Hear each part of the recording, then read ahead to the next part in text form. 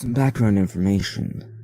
About 2 years ago, I had to go to a psychiatric facility so I could deal with my depression issues. At this time, I was a 14-year-old girl. I was at the hospital for 3 days when all of this started. The third day I was there, I woke up with an awful stomachache. I convinced the nurses to let me stay in from the activities and sleep off the pain. So I'm alone in the hospital when the patient phone starts ringing. I run over to answer it, thinking it would be my boyfriend calling, but instead it's a man's voice I don't recognize.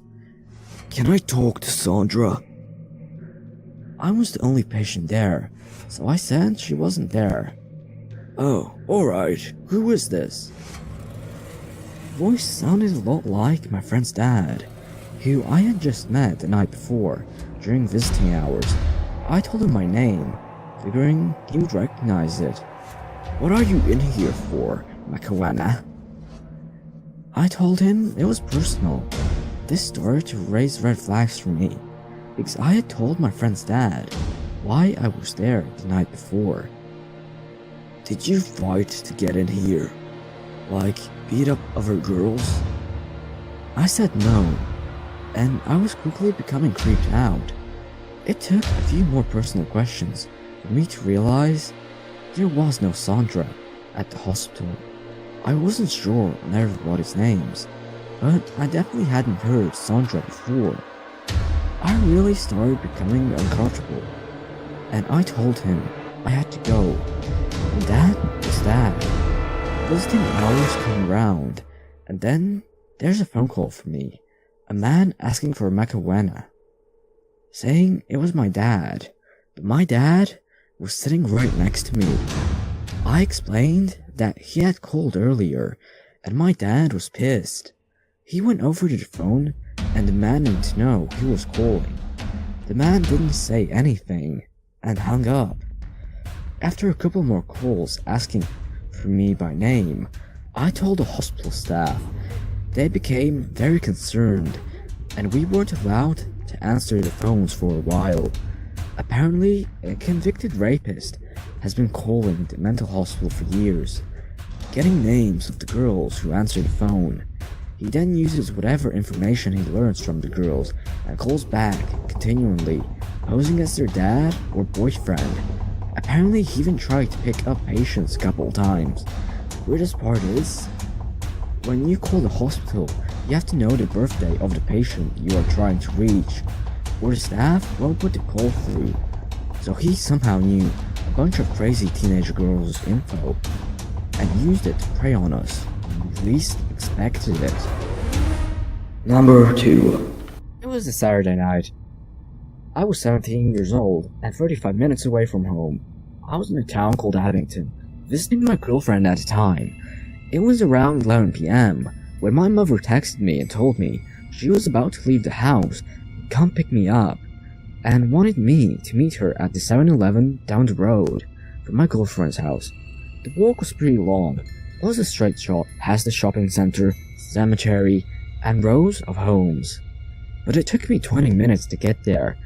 As I'm walking, I notice the same shitty rice burner keeps driving up and down the road, and they stare at me each time they pass. Peculiar, but what can I do? I finally get there, and I post it right up next to the entrance. About 2 minutes later, off in the distance, I start hearing that car's muffler again. I wasn't 100% sure it was them, but quickly found out when they pulled into the parking lot. They sat up in the car for a minute or so, looking down at their phones and looking up at me. Finally, the car doors open on both sides, and out come these two 20-something tall white boy wannabe thugs, with long white tees and pants sagging to their knees. The driver walked around to the back of the car and flipped open his phone and started doing whatever, and the passenger stayed by his door and spoke out to me. "What's your name, bruh?" I looked to my left and to my right before answering him. I was super confused, but I gave him my name.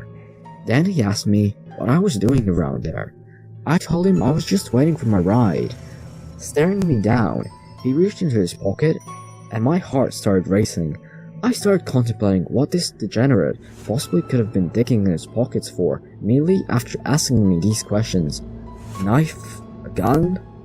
It was just his phone. He pulled it out, dialed someone's number, and then goes, Yeah, I think we got him. He said he's out here waiting for his ride, so what do you want us to do? At this point, my heart sunk directly to my stomach. It's after 11, dark as fuck. The only source of light is coming from the store. It's about to close, and I'm out here by myself. At the same time, I'm opening the door to go inside of 7-Eleven. I hear him say, It looks just like him. He said his name was Jake. He's lying. I know it's him.